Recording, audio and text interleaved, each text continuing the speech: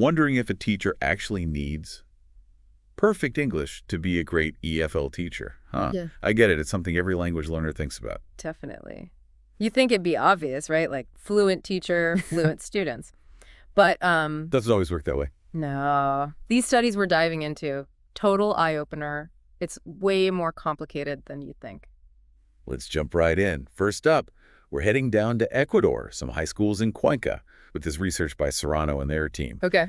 They wanted to get inside students' heads, see what they thought made a good EFL teacher. Because aced grammar tests doesn't automatically make you inspiring. For sure. And what I like about this study is they got specific. They focused on 3 main things that, when you think about it, make a huge difference. Well, I like where this is going. Like the 3 pillars of good teaching or something. Yeah, exactly. So you've got, first, instructional strategies, which sounds fancy, but it's really just... Well, the teacher teaches. Exactly. How do they explain things? What activities do they use?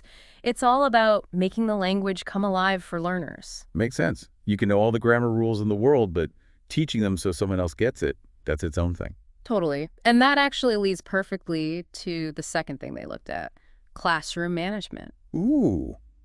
Yeah, that vibe can make or break a class, right? It's everything.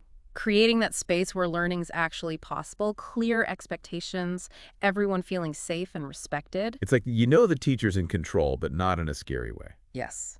And then finally, you've got student engagement, because a quiet classroom isn't always a good thing. Right. It's about sparking that actual interest, that desire to learn, so they forget they're even studying. Totally. I like how they measured this, though. They went straight to the students. Like, forget asking the teacher how they think they're doing. Ask the ones actually eyeing the desks. Makes sense. So how did they, quantify that? They gave the kids surveys with these statements, and they had to say how much they agreed. Things like, my teacher controls disruptive behavior, or like, my teacher makes learning fun, getting real.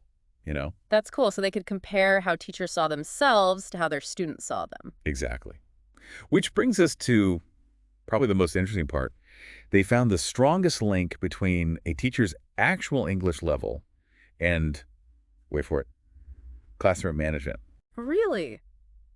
Interesting. You'd think it'd be the instructional strategies, right? Since being fluent would, you'd assume, make explaining stuff easier. You'd think that, but nope. Turns out, those students, they picked up on something else. Like what? It seems they sensed this confidence in the teachers who really had that native level fluency. Oh, interesting. Like that, I got this energy. Mm-hmm. And that maybe made them feel more comfortable, more willing to take risks in the classroom. Yeah. Right, like you're in capable hands, yeah. Yeah, that makes total sense. Like if the teacher's got this, I can relax a little and focus on learning, Totally. But here's the thing. We've only seen one side of the coin so far, right? This is all from the student's point of view. True. What about how the teachers themselves see things? Well, that's what's so cool about the next study we're going to look at. It's from Iran, researchers Sadeghi and their team, and they were also super interested in this whole teacher fluency thing. Okay. But they took it a step further. They didn't just want to know what teachers thought about their English skills. They wanted to see it in action. Oh, I like that.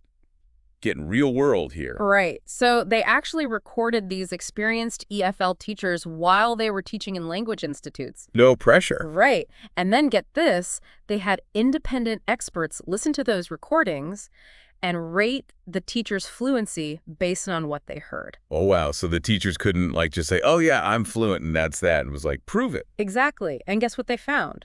That most teachers were way better than they thought. Or worse. Get this.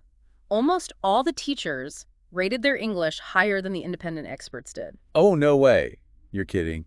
That's kind of funny, though. Right. It's like everyone thinks they're a good dancer, but with grammar, I guess. Totally. Okay, but that is kind of an important point, right? About, self-awareness. Huge. And it shows why getting that outside feedback is so important for teachers, for all of us, really. But it gets even better. Remember those 3 key areas from the first study? In Ecuador, instructional strategies, classroom management, and student engagement. Yep, the Holy Trinity. So this study, they actually analyzed those areas. They looked at how much teachers talked, how clear their explanations were, even how often they let students talk to each other in pairs or groups. Because they could actually see if a teacher's fluency, played out in those real moments when they were teaching. Yes. And here's where it gets kind of surprising. You'd assume a more fluent teacher would do more of those activities where students get to talk, right? Yeah, totally. If you're comfortable with the language, you'd be more likely to let go of the reins a little. Exactly. Huh. But that's not always what happened. Oh, really? Yeah, some of the most fluent teachers, they actually used those open-ended activities less. Whoa, that's wild. Why, though? That's the million-dollar question, right?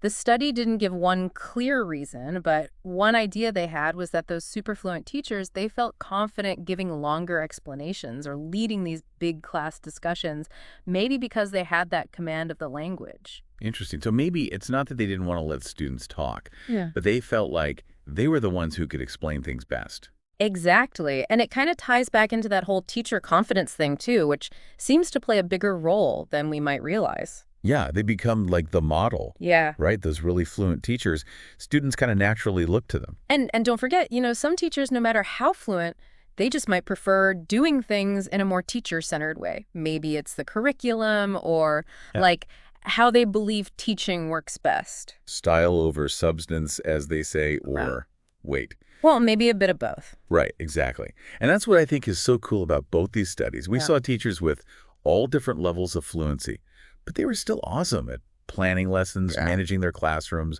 helping students learn, all that. It's like fluency was just one piece of the puzzle. Definitely not the whole picture.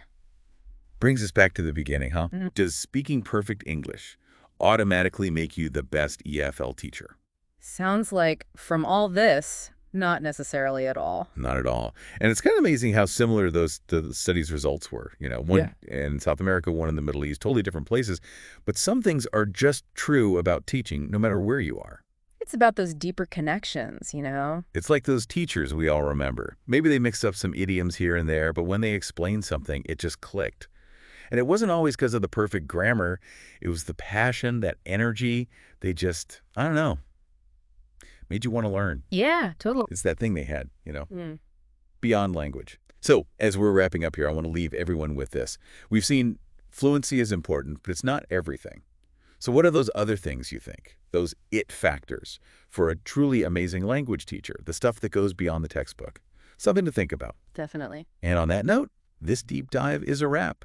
Until next time, everyone, happy learning.